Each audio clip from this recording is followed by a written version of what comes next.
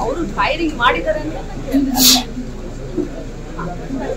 ಅದಾದ್ಮೇಲೆ ಈಗ ನಾವೇನಾದ್ರು ಅಂದ್ರೆ ಪೊಲೀಸ್ ಏನಾದ್ರು ಮಾಡಿಲ್ಲ ಪೊಲೀಸರು ಕೂಡ ಜೀವಹಾನಿ ಆಗುವಂತ ಎಲ್ಲ ಸಾಂದರ್ಭಿಕ ಎಲ್ಲ ಸೊ ನಕ್ಸಲೈಟ್ ಅನ್ನು ನಾವು ಬೇರೆ ಸರ್ಕಾರದಲ್ಲಿ ಕೇಂದ್ರ ಸರ್ಕಾರದ ರಾಜ್ಯ ಸರ್ಕಾರ ಆ ಒಂದು ವಿಚಾರ ನ್ಯಾಯಾಂಗ ತನಿಖೆ ಬೇಕು ಎಲ್ಲರೂ ಒತ್ತಾಯ ಮಾಡ್ತಾ ಇದ್ದಾರೆ. ಎಲ್ಲರೂ ಕೊಟ್ಟು ಅದು ಏನು ಸಾಂದರ್ಭಿಕ ಸಾಕ್ಷ್ಯ ಪ್ರಕಾರ ಅದು ನಕಲಿ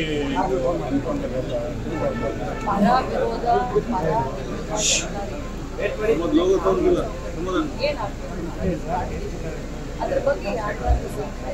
ಇನ್ನೂ ಕೂಡ ಇನ್ನೂ ನ್ಯಾಯಾಂಗ ತನಿಖೆಗೆ ಏನಾದರೂ ಇದು ಮಾಡ್ತೀರಾ ನೀವು? ಸರ್ಕಾರದ ತೀರ್ಮಾನ ನಾನು ಮುಖ್ಯಮಂತ್ರಿಗಳ ಹತ್ರ ಹೋಮ್ ಮಿನಿಸ್ಟರ್ ಈಗ ಸಮಾವೇಶ ಹಾಸನದಲ್ಲಿ ಆದ ಸಮಾವೇಶ ಬಗ್ಗೆ ಭಾಳ ಚರ್ಚೆ ಆಗ್ತಾ ಇದೆ. ಅದು ನಿಜಕ್ಕೂ ಭಿನ್ನಮತ ಇರುವುದು ಹೌದಾ? ಜೆಡಿಯಲ್ಲಿ ಹೋಗಿದ್ದಾರೆ, ಅದು ಓಕೆ ಆಗಿದೆ ಅಂತ ನಿನ್ನೆ ಸಂಸದ ಬೆಳವಣಿಗೆ ಹೇಳ್ತಾರೆ. ಭಿನ್ನಮತ ಇರುವುದು ಹೌದಾ? ಯಾವುದೇ ಭಿನ್ನಮತ ಇಲ್ಲ. ಭಿನ್ನಮತ ಇರೋದು ಬಿಜೆಪಿ, ನಾವೇ ಮಾಧ್ಯಮದಲ್ಲಿ ಭಿನ್ನಮತ ಕಾಂಗ್ರೆಸ್. ಅದಕ್ಕೆ ಉತ್ತರ 3 ಬಾಯಿಲೆ. 20% ವಿಕಲಾಂಗಚೇತನರ ಅನುದಾನ ಕಟ್ ಮಾಡಿದ್ದಾರೆ ಅಂತ ಚರ್ಚೆ. ಅಂದರೆ ಭಾಗ್ಯಕ್ಕೋಸ್ಕರ ಕಟ್ ಮಾಡಿದ್ದಾರೆ. ಈ ಸೈಕಲ್ಗಳು ಕೊಡ್ತಾ ಇಲ್ಲ, ಅವರ ಇಕ್ವಿಪ್ಮೆಂಟ್ಗಳು ಸಿಗ್ತಾ ಇಲ್ಲ ಅಂತೇಳಿ. ಅಂದರೆ 8,000 ಬೇಡಿಕೆ ಇಟ್ಟರೆ 300 ಏನೋ ಪಾಸ್ ಆಗಿದೆ ಅಂತ. ನಿಮಗೆಲ್ಲ ತಪ್ಪು ಮಾಡಿದ್ದೀವಿ.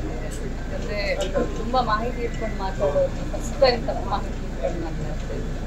8,000 ಅಪ್ಲಿಕೇಶನ್ನೇ ಬಂದಿಲ್ಲ. ನಾವು 300 ನಾವು ಪಾಸ್ ಅಪ್ಲಿಕೇಶನ್ ಬಂದಿರೋದು 2,500 2,3,4,000.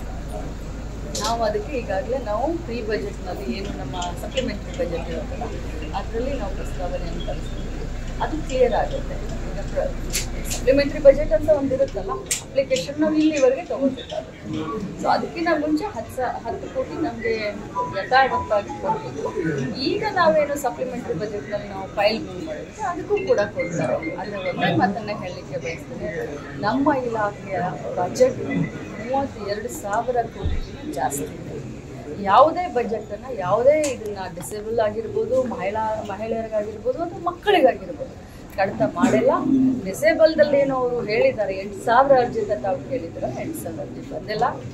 ಏನು 2,700 ಚಿಲ್ಲರೆ ಅರ್ಜಿ ಬಂದಿದೆ. ಅವ್ರಿಗೆಲ್ಲರಿಗೂ ಕೂಡ ಅವ್ರು ಏನು ಕೇಳಿದಾರೋ ಅದನ್ನು ನಾವು ಮಾಡ್ತೀವಿ.